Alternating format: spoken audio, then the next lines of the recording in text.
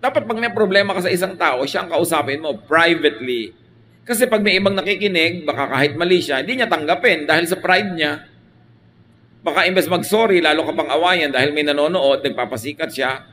So, spare her feelings, spare his pride, kausapin mo privately. Kung ang gusto mo ay magkaayos. Pero kung may nagawa sa iyong mali ang isang tao at sa iba mo ipinamamalita, hindi ka ayusan ang gusto mo. Gusto mong magkaroon ng mga kakampi, dahil gusto mong magkaroon ng gera, gusto mong marami kang nasa side mo. Kaya, pinapresent mo ang sarili mo na kawawa, na siya ay hindi mabuti, na ikay mabuti, para kaawaan ka at kumampi sa'yo, ang ibig sabihin lang nun, ang gusto mo gera. Yun lang naman gusto ng gera, ang may gusto ng kakampi. Pero kung tunay na gusto mong kapayapaan, hindi mo kailangan ng kakampi.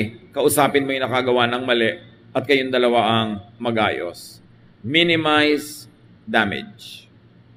Pag may damage na, ang dapat na lang natin gawin, paliitin, maliitin, at gamutin ang damage. Huwag nang palakihin pa. Kaya yung mga chismosa, may nalaman na hindi na dapat na malaman ng iba, ipapamalita pa, that is evil.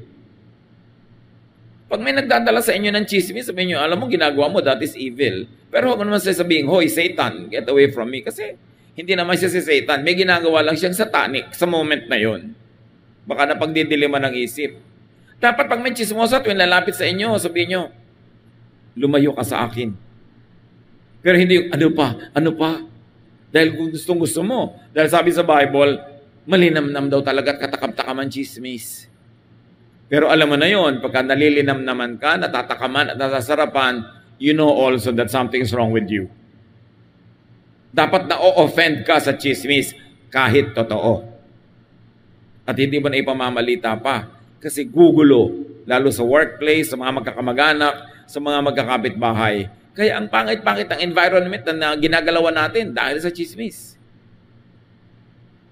Pag may nagkamali, ano pang gagawin mo? Nagkamali na, kahit sisihin mo yan, gilitan mo yan, liigan mo, tantarin mo, hindi na pwedeng maitama yung mali niya. So, forgive others. Ang marunong magpatawad, yun lang ang matiwasay. Yun lang ang payapa. Yun lang ang malusog ang damdamin. Kasi, mapagpatawad ka mat hindi, ang daming gagawin ng tao na mali. Pero kung mapagpatawad ka, minimize lang ang negative effect on you. Pero pag dinamdam mo, nagtanim ka man ng masama ng loob, gumanti ka, lalo mong pinapasama ang iyong kalagayan. So forgive others and get forgiven. Lalo yung may mga sakit, dinala mo na sa lahat ng doktor, lahat ng ospital, hindi pa malaman kung ano yung sakit, kadalasan sa damdamin. Depressed lang pala, galit lang pala, namumuhi lang pala, nagsiselos lang, naiinggit lang pala. Kaya kung ano-anong sakit ang lumalabas sa katawan, ayaw lumabas sa test. Kasi hindi naman natetest ng mga laboratorio yung damdamin. Hindi nakikita sa x-ray yan. Kahit i-CT scan ka, hindi nakikita yung damdamin. Kaya sabi, ano kaya sakit nito? Ba't di natin malaman? Damdamin yun. Kaya mahalaga na malusog ang ating damdamin. At huwag manghuhusga ng kapwa. Kasi pag nanguhusga ka, ang tendency mo, magalit. Mali siya, tama ako. Therefore, magagalit ako sa kanya. Unawain natin ang mga tao, ang mga ginagawa nila may dahilan. May pinanggagalingan sila kung bakit sila nagkakaganon. Luke 6:37-38. Jesus said, don't judge others, and God won't judge you. Don't be hard on others, and God won't be hard on you. Forgive others, and God will forgive you. Napakalinaw dito na kung anong ginagawa mo sa iyong kapwa, yun ang gagawin sa iyo ng Diyos. So ang taong banal, nagpapatawad para patawarin siya ng Diyos. At kung di man siya banal, pero matalino lang siya, magpapatawad din siya, kasi patatawarin din siya ng Diyos. So, be holy and godly, but if you cannot always be holy and godly, at least be wise.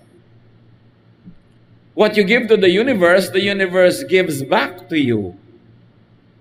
If you give rubbish and trash to the universe, That's what the universe will give you. Pag ginagawan mo ng masama ang paligid, yun ang gaganti sa'yo ng kabaligiran. Pero pag ginagawan mo ng mabuti, yun din ang igaganti sa'yo. Kasi may Diyos. There is God who is just.